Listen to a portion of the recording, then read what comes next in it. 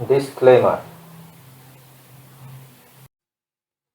नमस्कार दोस्तों, स्वागत है एक बार फिर से हमारे YouTube चैनल रोजगार समाचार में। आज की इस वीडियो में हम बात करेंगे public service commission Prayagraj Uttar Pradesh के द्वारा जारी की गई वैकेंसीज के बारे में। जी हां, इन वैकेंसीज के लिए आप ऑनलाइन किस तरह से आवेदन करेंगे और ऑनलाइन फॉर्म में किन किन जानकारियों को आप फीड करेंगे, पूरी विस्तृत रूप में इसमें वीडियो में जानने को मिलने वाला है। इसलिए वीडियो को ध्यान से अंत तक जरूर देखें और वीडियो को एक लाइक कर दें, अपने दोस्तों में जरूर शेयर कर दें। वहीं अगर पहली बार हमारे वीडियोज को देख रहे हैं तो चैनल को सब्सक्राइब करके घंटी के बटन को जरूर दबाएं, जिससे आने वाले नए रोजगार से संबंधित अपडेट आपको मिलते रहेंगे। चलिए शुरू करते हैं। जैसा कि आप देख रहे हैं, यहाँ पर हमने जो वेबसाइट खोली हुई है, ये Uttar Pradesh public service commission Prayagraj Uttar Pradesh की वेबसाइट हमने खोली हुई है। यहाँ पर नोटिफिकेशन आप देख रहे हैं, नोटिफिकेशन यहाँ पर डाउनलोड कर सकते हैं। इन वैकेंसीज के लिए हमने यहाँ पर पहले से ही नोटिफिकेशन डाउनलोड किया हुआ है। आप यहाँ देखेंगे उत्तर प्रदेश लोक सेवा आयोग, जिसकी विज्ञापन संख्या A2/E1/2022 है और इस एडवर्टाइजमेंट को 16 मार्च 2022 को जारी किया गया था। सम्मिलित राज्य प्रवर अधीनस्थ सेवा PCS परीक्षा 2022 ऑनलाइन आवेदन प्रारंभ होने की तिथि है 16 मार्च 2022 से ऑनलाइन आवेदन शुरू हो चुके हैं। ऑनलाइन परीक्षा शुल्क बैंक में जमा करने की अंतिम तिथि है और ऑनलाइन जमा करने की अंतिम तिथि 12 अप्रैल 2022 है। SBI बैंक के माध्यम से चालान के द्वारा भी आप अपनी फीस का पेमेंट कर सकते हैं।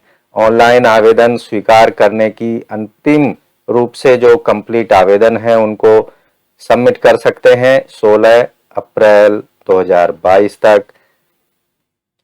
दोस्तों, इन वैकेंसीज के लिए अनारक्षित आर्थिक रूप से जो कमजोर वर्ग और अन्य पिछड़े वर्ग के आवेदक हैं उनके लिए 100 रुपये और ऑनलाइन प्रक्रिया शुल्क 25 रुपये, टोटल 125 रुपये फीस रखी गई है। वहीं अनुसूचित जाति जनजाति के उम्मीदवारों के लिए जो परीक्षा शुल्क है 40 रुपये और प्लस ऑनलाइन शुल्क 25 रुपये, यानी टोटल 65 रुपये शुल्क का भुगतान करना होगा। वहीं दिव्यांग श्रेणी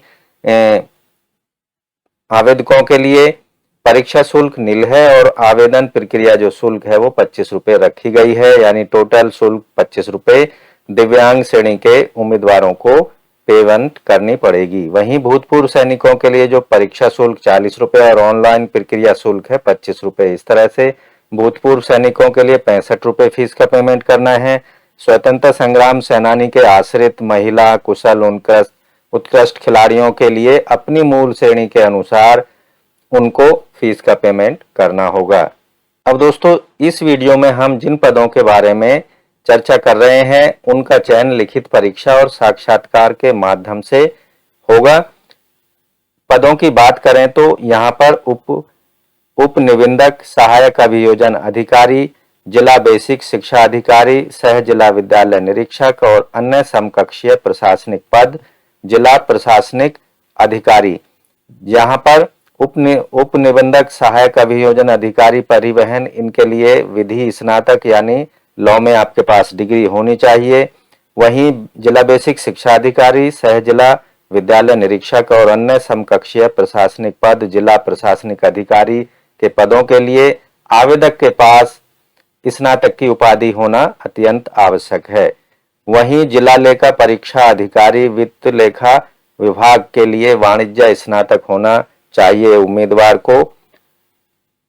सहायक नियंत्रक विधिक मापक विज्ञान श्रेणी 1 और सहायक नियंत्रक विधि माप विज्ञान श्रेणी 2, इनके लिए जो आवश्यक क्वालिफिकेशन रखी गई है वो है किसी एक विषय में भौतिकी या अभियांत्रिकी, अभियंत्रण सहित विज्ञान में स्नातक की उपाधि होनी चाहिए। इसके बाद आती है बात वरिष्ठ प्रवक्ता, जो कि जिला शिक्षा एवं प्रशिक्षण संस्थानों में डाइट्स में वरिष्ठ प्रवक्ता की वैकेंसीज हैं। इनके लिए आवेदक के पास स्नातकोत्तर उपाधि के साथ शिक्षा शास्त्र में स्नातक यानी B.Ed को उन्होंने किया हो या बीएड की डिग्री रखते हो। वहीं जो रसायनज्ञ हैं, केमिस्ट हैं, उनके लिए जो मुख्य योग्यता है वो कार्बनिक रसायन में एमएससी, दूसरा है किसी प्रयोगशाला में न्यूनतम 3 वर्ष का रासायनिक विश्लेषण, खाद्य पदार्थ और शहद, तेल, मसाले आदि में अनुभव होना चाहिए। वरीयता ऐसे उम्मीदवारों को दी जाएगी जिनके पास गुणवत्ता नियंत्रण में विशेष प्रशिक्षण है तथा रासायनिक विश्लेषण में 5 वर्ष या उससे अधिक का अनुभव है। विशेष कार्याधिकारी कंप्यूटर, इनके लिए जो न्यूनतम योग्यता है किसी मान्यता प्राप्त विश्वविद्यालय, सरकारी संस्थान से कंप्यूटर अभियांत्रिकी में स्नातक होना चाहिए या गणित में प्रथम श्रेणी में स्नातकोत्तर उपाधि और किसी मान्यता प्राप्त संस्थान से कंप्यूटर विज्ञान में 1 वर्ष का स्नातकोत्तर डिप्लोमा होना चाहिए। उसके साथ साथ कंप्यूटर कार्य का 1 वर्ष का अनुभव भी होना चाहिए। दूसरा है जिला गन्ना अधिकारी, उत्तर प्रदेश कृषि सेवा समूह गैर विकास शाखा के अंतर्गत ये वैकेंसी है। इसके लिए आवेदक को कृषि स्नातक होना अत्यंत आवश्यक है। उसके बाद जो पद है श्रम प्रवर्तन अधिकारी, इनके लिए आवेदक के पास अर्थशास्त्र, समाजशास्त्र, वाणिज्य के साथ स्नातक उपाधि तथा विधि, श्रम संबंध कल्याण, श्रम विधि, वाणिज्य समाज शास्त्र या वाणिज्य कार्य, समाज का कल्याण, व्यापार प्रबंधन, कार्मिक प्रबंधन में पोस्ट ग्रेजुएट डिप्लोमा या परा स्नातक या फिर कहें कि पीजी की डिग्री होनी चाहिए। इसके बाद आती है व्यवस्था अधिकारी, व्यवस्थापक राज्य संपत्ति विभाग में। यहाँ जो आवेदक के पास है भारत में विधि द्वारा स्थापित किसी विश्वविद्यालय से स्नातक की उपाधि होनी चाहिए। दूसरा जो है सरकार के द्वारा मान्यता प्राप्त कृषि संस्थान से होटल एवं कैटरिंग टेक्नोलॉजी में डिप्लोमा होना चाहिए या फिर भारत में विधि द्वारा स्थापित किसी विश्वविद्यालय से होटल मैनेजमेंट एवं कैटरिंग टेक्नोलॉजी में उपाधि, स्नातक उपाधि की होनी चाहिए। उसके पास डिग्री होनी चाहिए। लिखित परीक्षा के माध्यम से जिन पदों का चयन होना है वो इस तरह से हैं। पहला है प्राविधिक सहायक यानी भू भौतिकी सहायक। भारत में विधि द्वारा स्थापित किसी विश्वविद्यालय से भू भौतिकी या प्रायोगिक भू भौतिकी, भूगर्भ शास्त्र या प्रायोगिक भूगर्भ शास्त्र में कम से कम 5% अंकों के साथ, माफ कीजिए 50% अंकों के साथ स्नातकोत्तर उपाधि बीएससी स्तर पर भौतिक शास्त्र और गणित के साथ पास होना जरूरी है। इसके बाद बात करते हैं कर निर्धारण अधिकारी। कर निर्धारण अधिकारी के लिए आवेदक के पास 55% अंकों सहित कॉमर्स या अर्थशास्त्र में स्नातक की उपाधि होनी चाहिए। तो दोस्तों ये कुछ महत्वपूर्ण पद थे और उनसे संबंधित क्वालिफिकेशन और अहर्ता थी। अगर आप भी ये अहर्ता रखते हैं इनमें से किसी भी पदों के लिए तो आप 16 अप्रैल 2022 से पहले इन पोस्टों के लिए आवेदन जरूर कर दें। किस तरह से आवेदन करेंगे हम इस वीडियो में आपको बता रहे हैं, कौन कौन सी जानकारी आपको देनी है। तो सबसे पहले आपको जाना है uppsc.up.nic.in की वेबसाइट पर। जैसा कि आप यहां पर देख रहे हैं, हमने public service commission Uttar Pradesh Prayagraj की वेबसाइट खोली हुई है। यहाँ पर एक ऑप्शन आपको मिल जाता है ऑनलाइन फॉर्म सबमिशन का। उसके बाद यहाँ पर एक ऑप्शन दिया गया है कैंडिडेट रजिस्ट्रेशन फॉर्म नंबर 1। तो यहाँ पर इस पर आपको क्लिक कर देना है। क्लिक कर देने के बाद में उसके बाद जो दूसरा स्टेप है वो है फीस डिपॉजिट और रिकंसिलेशन का। उसके बाद जो तीसरा स्टेप है वो सबमिट एप्लीकेशन फॉर्म का है और उसके बाद है जो चौथा option modify submitted application form. अगर आपको लगता है कि आपके एप्लीकेशन फॉर्म में कुछ आपने गलत इंफॉर्मेशन दे दी है तो आप उसको यहाँ पर चौथे स्टेप में मॉडिफाई कर सकते हैं और उसे रेक्टिफाई कर सकते हैं या एडिट कर सकते हैं। अब दोस्तों वन बाय वन यहाँ पर सारे स्टेप हम आपको बताने जा रहे हैं। सबसे पहले हम इस्तेमाल करेंगे कैंडिडेट रजिस्ट्रेशन का। कैंडिडेट रजिस्ट्रेशन पर आपको क्लिक कर देना है। अब आपके सामने एक नया पेज ओपन हो जाता है। यहाँ आप देखेंगे all notification advertisement details, advertisement applicable for online submission only, और यहाँ पर सम्मिलित राज्य प्रवर अधीनस्थ सेवा परीक्षा, एडवर्टाइजमेंट नंबर, उसकी डेट और कब से एप्लीकेशन फॉर्म ऑनलाइन सबमिट होने शुरू हो चुके हैं 16/3/2022 से, और फीस डिपोजिशन की जो लास्ट डेट है 12/4/2022 है। फॉर्म सबमिशन की लास्ट डेट है 16/4/2022। यूजर मैनुअल यहाँ पर आप देख सकते हैं और यहाँ पर एडवर्टाइजमेंट को आप देख सकते हैं। यहाँ आप यूजर मैनुअल को देखेंगे और यहाँ पर आपके सामने आ जाता है अप्लाई वाला ऑप्शन, अप्लाई। तो दोस्तों अप्लाई वाले ऑप्शन पर हमको क्लिक करना है।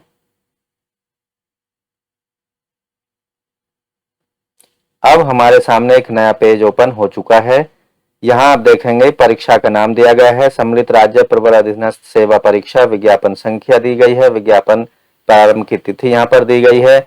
अगर यहाँ एक नोट दिया गया है, अगर आप पूर्व में आवेदित किसी भी आवेदन पत्र की सूचना रजिस्ट्रेशन संख्या प्रस्तुत करते हैं तो आपकी समस्त सूचनाएं इस नए आवेदन पत्र के लिए स्वतः संपादन या वहां से उठा ली जाएंगी। तो यहाँ पर अगर आपने पहले भी कभी यूपीपीएससी का कोई फॉर्म भरा है तो वहां से आप अपने रजिस्ट्रेशन नंबर को यहाँ यूज कर सकते हैं, जिससे आपको बहुत सारी ऐसी सूचनाएं हैं जो आपने वहां प्रोवाइड कराई थी वो ऑटोमेटिकली आपके रजिस्ट्रेशन फॉर्म में यहाँ पर आ जाएंगी। अब दोस्तों यहाँ देखेंगे पीसीएस परीक्षा, पीसीएस परीक्षा 2022 पे स्केल यहाँ पर दिया गया है 9300 से 34,800, और यहाँ पर जो मिनिमम एज है 21 साल अभ्यर्थी ने कंप्लीट कर ली होनी चाहिए और अपर एज है 40 साल। टोटल नंबर पोस्ट हैं 250 और क्वालिफिकेशन यहाँ पर आप देख सकते हैं, और यहाँ पर रजिस्ट्रेशन वाले लाल बटन पर आप क्लिक करके रजिस्ट्रेशन कर सकते हैं। तो यहाँ पर हम रजिस्ट्रेशन वाले पर क्लिक कर दिए हैं। अब यहाँ देखेंगे कुछ शर्तें यहाँ पर दी गई हैं। क्या आपने पूर्व में उत्तर प्रदेश लोक सेवा आयोग द्वारा विज्ञप्ति किसी पद हेतु ऑनलाइन पद्धति से आवेदन किया है, यस और नो में? अगर आपने यस किया है तो उसका आवेदन संख्या यहाँ पर आपको देना होगा। आप देख रहे हैं कि यहाँ पर आपको रजिस्ट्रेशन संख्या आपकी मांगी जा रही है, कैप्चा कोड यहाँ पर डाल देना है और रजिस्ट्रेशन संख्या, और यहाँ आप देखेंगे प्रोसीड पर क्लिक कर देना है। इससे क्या होगा कि आपकी सारी जो सूचनाएं हैं जो आपने पहले वाले फॉर्म में ऑनलाइन सबमिट की थी वो यहाँ पर ऑटोमेटिकली आ जाएंगी। अगर आपने नहीं कभी यूपीपीएससी के लिए फॉर्म आवेदन ऑनलाइन भरा है तो नो पर आपको क्लिक करना है, और यहाँ पर आप देखेंगे कि ये जो डिटेल्स हैं जो यहाँ पर आपको मांगी जा रही हैं वो आपको पूरी यहाँ पर सूचनाएं देनी होंगी। सेलेक्ट चॉइस ऑफ एग्जामिनेशन, तो यहाँ पर इसको सेलेक्ट कर लेना है। उसके बाद यहाँ नीचे की साइड में आएंगे, कैंडिडेट नाम दे देना है, फादर्स हस्बैंड नाम देना है। अगर आप उत्तर प्रदेश के डोमिसाइल हैं तो यस या नो पर आपको सेलेक्ट कर लेना है, उत्तर प्रदेश के निवासी हैं तो यस पर सेलेक्ट कर लेंगे। आगे देखेंगे please fill the information only when you have domicile Uttar प्रदेश।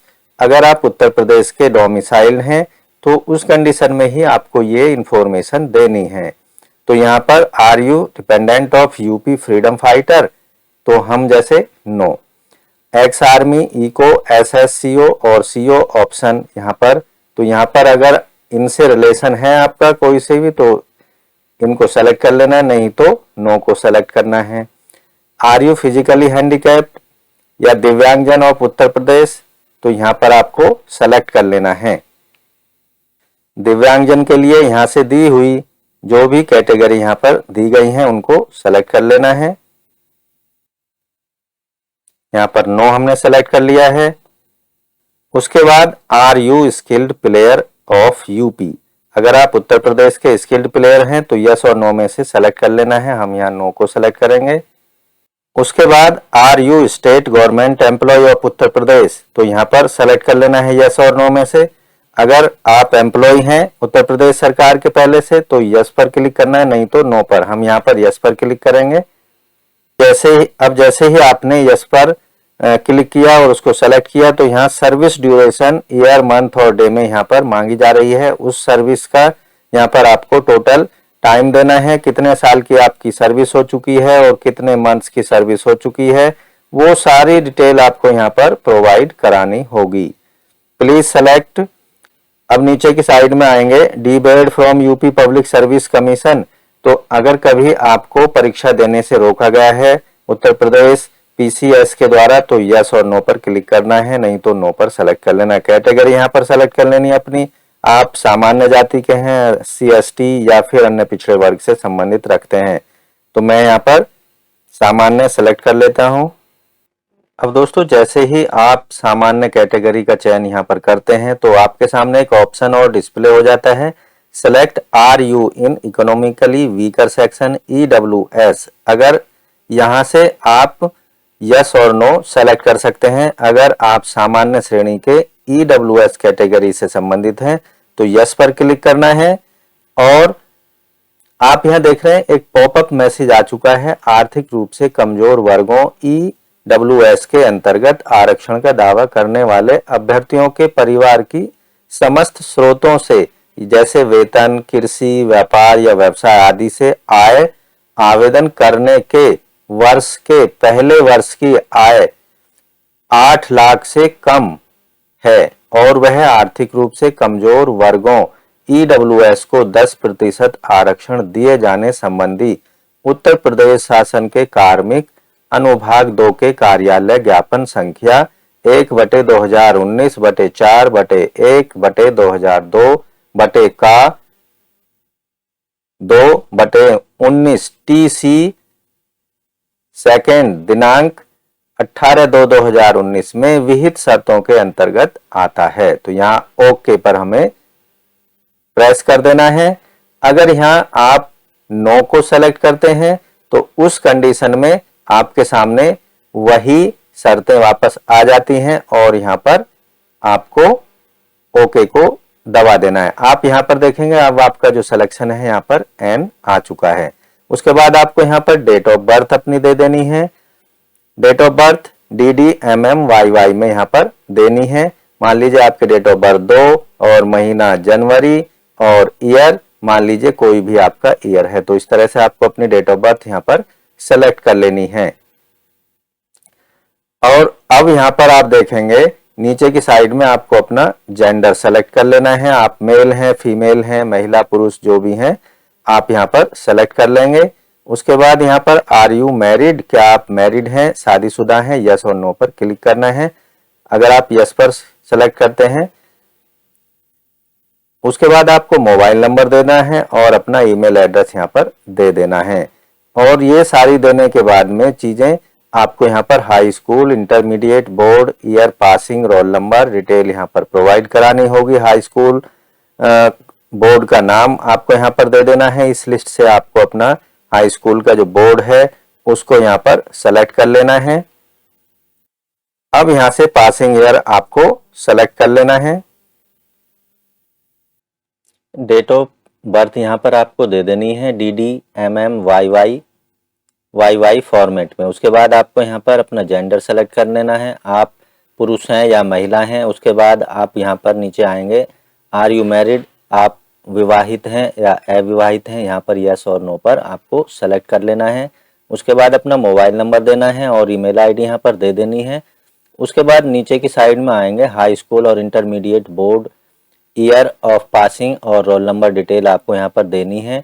सबसे पहले आपको यहाँ पर अपना हाई स्कूल उत्तर प्रदेश यानी बोर्ड सेलेक्ट कर लेना है, पासिंग ईयर सेलेक्ट कर लेना है और रोल नंबर यहाँ पर आपको दे देना है।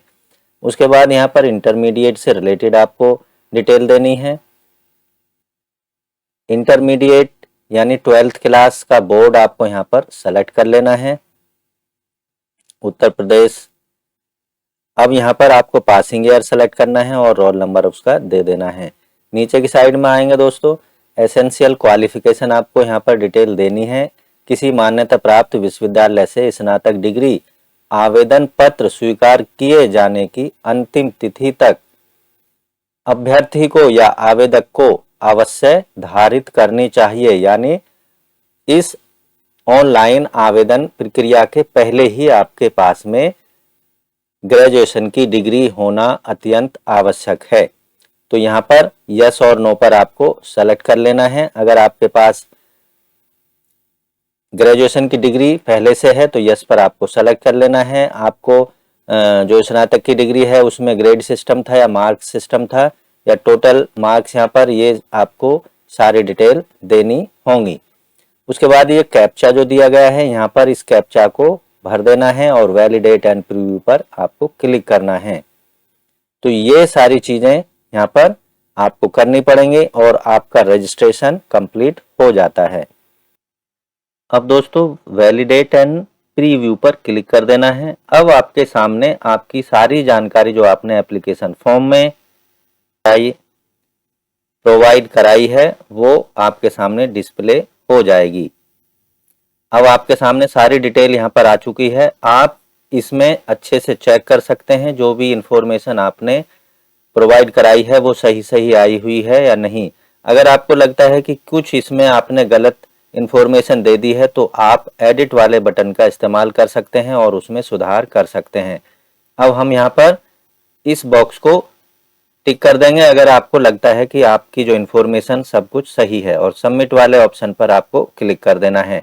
यहाँ पर पॉपअप मैसेज आ चुका है। यहाँ आपको कुछ इंस्ट्रक्शन दी गई हैं। Please check your registration detail before submission of allotting the registration number. Please take print out of your registration slip and deposit the required fee through the net banking, debit card, credit card, SBI branch e-challan or SBI buddy. After depositing of fee, you will be able to submit your detailed application form immediately in single step. तो अब आपको दूसरा step पर जाना होगा और वहां पर आपको अपनी एप्लीकेशन फीस सबमिट कर देनी है। उसके बाद ही आप कंप्लीट एप्लीकेशन फॉर्म को भर पाएंगे। ओके को दबा देना है।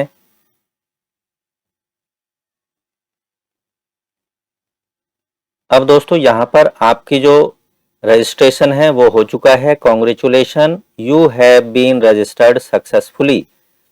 तो यहाँ पर आप प्रिंट रजिस्ट्रेशन स्लिप पर क्लिक करके उसको प्रिंट कर सकते हैं या फिर अपने सिस्टम में सेव कर सकते हैं। जैसे यहाँ पर आप प्रिंट का ऑप्शन देते ही यहाँ प्रिंटर के रूप में आ चुका है। यहाँ पर हम इसको अपने सिस्टम में सेव एज PDF के रूप में सेव कर लेंगे।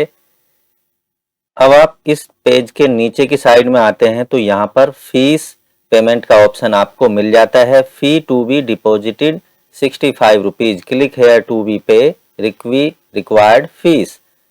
तो यहाँ पर आपको क्लिक कर देना है।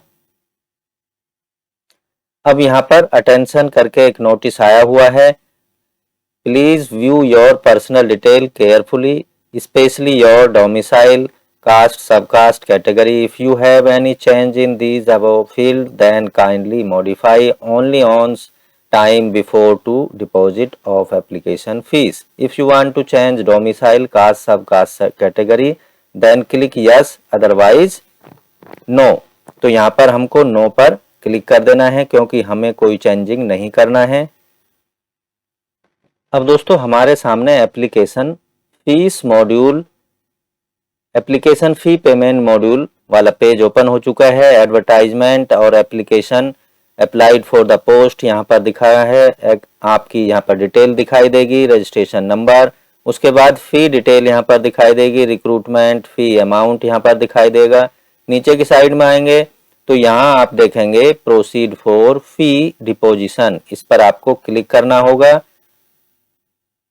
अब दोस्तों यहाँ आप देख रहे हैं state bank MOPS multi option payment system, तो इस पर आपको क्लिक कर देना है।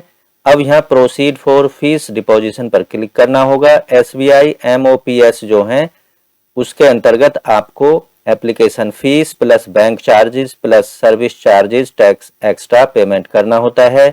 यहाँ आप net banking, credit card, debit card या SBI बडी या फिर SBI ब्रांच चालान के माध्यम से अपना फीस पेमेंट कर सकते हैं। तो यहाँ पर हम क्लिक कर देते हैं, ओके पर क्लिक कर देंगे। अब आपके सामने एक नया पेज ओपन हो चुका है। Welcome to SBMOPS state bank multi option payment system. तो यहाँ नेट बैंकिंग का ऑप्शन आपको मिल जाता है। नेट बैंकिंग के माध्यम से अगर आप फीस पेमेंट करना चाहते हैं तो यहाँ पर बैंक चार्जेस 0 हैं। यहीं उसके नीचे अदर बैंक चार्जेस 6 रुपए आपको देने पड़ेंगे अगर आप अदर बैंक की नेट बैंकिंग का इस्तेमाल करते हैं। उसके बाद यहाँ पर कार्ड पेमेंट है। स्टेट बैंक का डेबिट कार्ड के माध्यम से आपको 0 बैंक चार्जेस देने होंगे। वहीं अदर बैंक डेबिट कार्ड के प्रयोग करने पर आपको 0 चार्जेस देने होंगे बैंक चार्जेस। क्रेडिट कार्ड से अगर आप पेमेंट करते हैं तो 12 रुपए आपको एक्स्ट्रा बैंक चार्ज देना होगा। वहीं अदर बैंक UPI मोड के माध्यम से आपको 0 बैंक चार्जेस देने होंगे। उसके साथ ही यहाँ पर SBI बैंक कैश और चेक के माध्यम से भी आपको बैंक चार्ज जो है 0 लिया जाएगा। तो यहाँ जो भी आपको इनमें से सूटेबल लगता है पेमेंट का माध्यम, उसके द्वारा आप अपनी फीस का पेमेंट कर सकते हैं। मान लीजिए हम यहाँ पर डेबिट कार्ड का इस्तेमाल करते हैं तो आपको उस कंडीशन में कौन कौन सी इंफॉर्मेशन देनी होगी, तो ये चीजें आपकी यहाँ पर आ जाती हैं। कन्फर्म पर क्लिक करना होता है।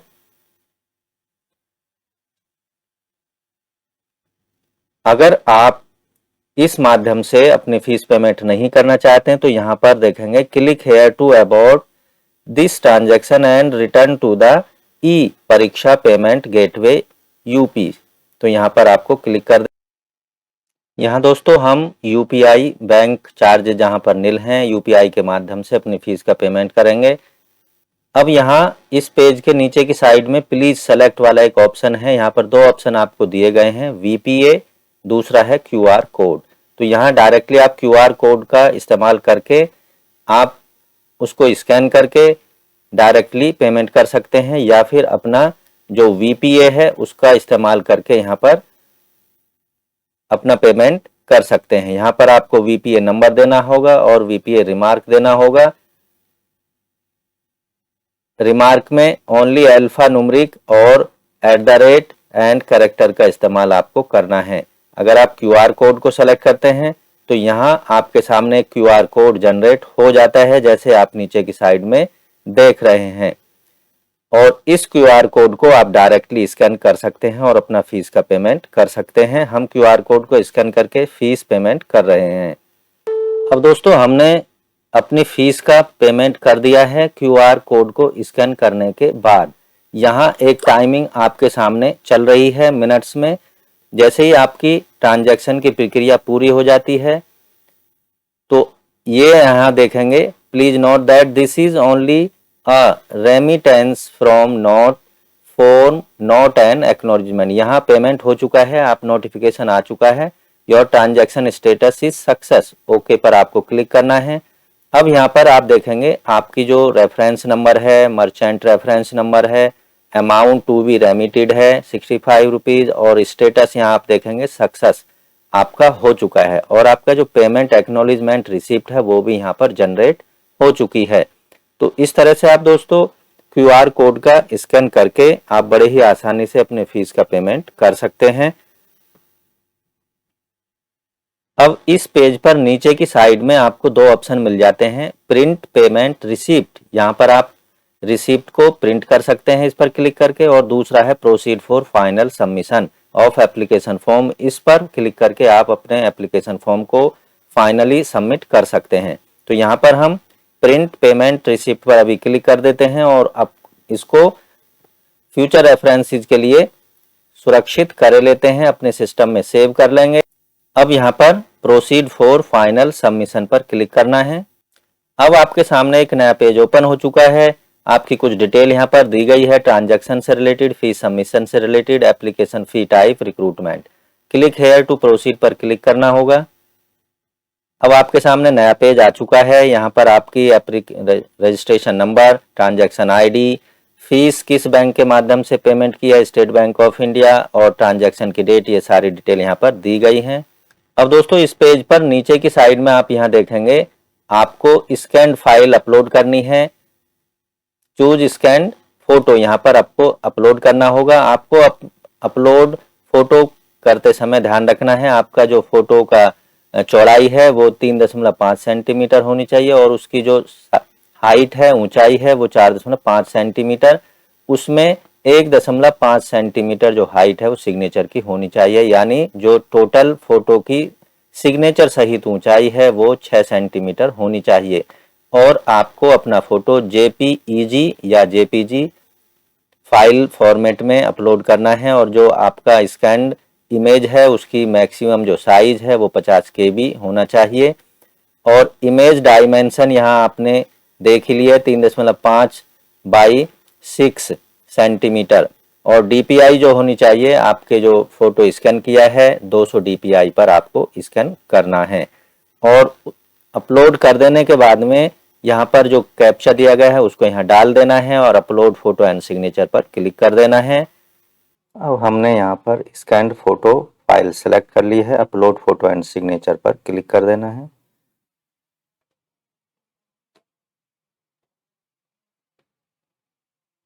अब यहाँ देख रहे हैं फोटो अपलोडेड सक्सेसफुली, इसको बंद कर देना है। अब proceed for final submission of application form पर क्लिक कर देना है। अब दिए गए चेक बॉक्स को टिक करना है, I declare that I have read the user instructions and detail advertisement, इस पर क्लिक कर देना है। अब इस पेज पर नीचे की साइड में जाएंगे और यहाँ जो आपकी पेंडिंग एजुकेशनल क्वालिफिकेशन है वो यहाँ पर अपडेट कर देनी है। आर यू पोस्ट ग्रेजुएट, अगर आपके पास पोस्ट ग्रेजुएट डिग्री है तो उस पर यस पर आपको क्लिक कर देना है और उससे रिलेटेड जानकारी यहाँ पर दे देनी है। उससे पहले जो ग्रेजुएशन लेवल पर सब्जेक्ट आपके पास हैं वो यहाँ से सेलेक्ट कर लेने हैं। दी हुई लिस्ट में से आपको अपने सब्जेक्ट यहाँ सेलेक्ट कर लेने हैं। अगर इस लिस्ट में आपके सब्जेक्ट नहीं हैं ग्रेजुएशन लेवल के तो अन्य विषय पर क्लिक कर देना है। उसके बाद पोस्ट ग्रेजुएशन लेवल पर जो आपके सब्जेक्ट हैं, जिस सब्जेक्ट में आपने पोस्ट ग्रेजुएशन किया है उसको इस दी हुई लिस्ट से सेलेक्ट कर लेना है। अगर इसमें भी आपका सब्जेक्ट नहीं है तो अन्य विषय पर क्लिक कर देना है। अब यहाँ पर other qualification in respect of specific post, जिस पोस्ट के लिए आप अप्लाई करना चाह रहे हैं उसके आगे दी हुई क्वालिफिकेशन को आपको सेलेक्ट कर लेना है। जो भी पोस्ट आपको लगता है कि आपके एजुकेशनल क्वालिफिकेशन के अकॉर्डिंग वो आपको सूट करती है उसको आपको सेलेक्ट कर लेना है। अब जैसे यहाँ जिला बेसिक शिक्षा अधिकारी, सह जिला विद्यालय निरीक्षक के अन्य समकक्ष प्रशासनिक पद जिला प्रशासनिक अधिकारी, मैं अगर इसके लिए अप्लाई करना चाहूँ तो यहाँ स्नातकोत्तर की उपाधि दी गई है मिनिमम क्वालिफिकेशन। इसके सामने एक ऑप्शन आपको दिखाई देगा, उस पर क्लिक करना है, यस और नो पर सेलेक्ट कर लेना है। तो यहाँ पर अगर आपको लगता है कि आपकी क्वालिफिकेशन इसके समतुल्य हैं इस पोस्ट के तो आपको यस पर क्लिक करना है। अगर अन्य पोस्ट के लिए भी आप एलिजिबल हैं तो दी हुई लिस्ट से आप उस पोस्ट को यहाँ से सेलेक्ट कर सकते हैं। जैसे यहाँ पर वरिष्ठ प्रवक्ता जिला शिक्षा एवं प्रशिक्षण संस्थान, इसके लिए स्नातकोत्तर की उपाधि यानी पीजी डिग्री होनी चाहिए और साथ में शिक्षा शास्त्र में भी स्नातक होना चाहिए। तो यहाँ पर क्लिक करना है और यस और नो पर आपको क्लिक कर देना है। तो इसके लिए भी हमारी जो एजुकेशन क्वालिफिकेशन है वो सही है। तो एक से अधिक पोस्टों के लिए आप यहाँ पर अप्लाई कर सकते हैं एक ही एप्लीकेशन फॉर्म में। तो यहाँ do you know Hindi Devanagari लिपि, इस पर क्लिक करना है, यस पर क्लिक कर देना है अगर आप हिंदी भाषा जानते हैं। कैंडिडेट एड्रेस डिटेल यहाँ पर आपको देनी है, अपना नाम देना है, कैंडिडेट का नाम, street name, post office, state name, house, village number, city name and district name, pin code दे देना है और यहाँ पर आई एक्सेप्ट, इस पर क्लिक करके यस पर आपको क्लिक कर देना है। अब दोस्तों आपको यहाँ पर प्रीव्यू देख लेना है और जो कैप्चा दिया गया है उसको भर देना है और सबमिट एप्लीकेशन पर आपको लास्ट में क्लिक कर देना होता है। ओके को यहाँ प्रेस कर देना है। अब आप देखेंगे आपका जो एप्लीकेशन फॉर्म है वो सबमिट हो चुका है। यहाँ आप अपने एप्लीकेशन फॉर्म को प्रिंट कर सकते हैं। Your application has been submitted successfully, please take a print out of application slip for future references. तो यहाँ पर हम इसको प्रिंट कर लेते हैं या फिर कहें कि अपने कंप्यूटर में या लैपटॉप में आप इसको सेव कर सकते हैं। Click here to download application form. यहाँ से आप अपने एप्लीकेशन फॉर्म को डाउनलोड कर सकते हैं, उसको प्रिंट कर सकते हैं और उसको फ्यूचर रेफरेंसेस के लिए अपने पास। तो दोस्तों, public service commission Uttar Pradesh का ऑनलाइन फॉर्म भरते समय आपको फॉर्म में कौन कौन सी जानकारी भरनी है, कौन कौन से डॉक्यूमेंट्स की आपको ज़रूरत होगी, फ़ोटो सिग्नेचर साइज क्या होगा, ये सारी डिटेल हमने आपको इस वीडियो में बताई हैं। आशा करते हैं सारी डिटेल आपको अच्छे में समझ में आ गई होंगी और आप आसानी से यूपीपीएससी का ऑनलाइन फॉर्म भर सकते हैं। तो दोस्तों, वीडियो को एक लाइक कर दें, अपने दोस्तों में ज़रूर शेयर कर दें। अगर पहली बार हमारी वीडियोज़ को देख रहे हैं और चैनल अभी सब्सक्राइब नहीं कर पाए हैं तो चैनल को अभी सब्सक्राइब कर लें और बेल आइकन को ज़रूर दबाएं, जिससे आने वाले नए रोजगार समाचार का अपडेट आपको मिलता रहेगा। धन्यवाद आपका कीमती समय देने के लिए। आपका दिन शुभ हो।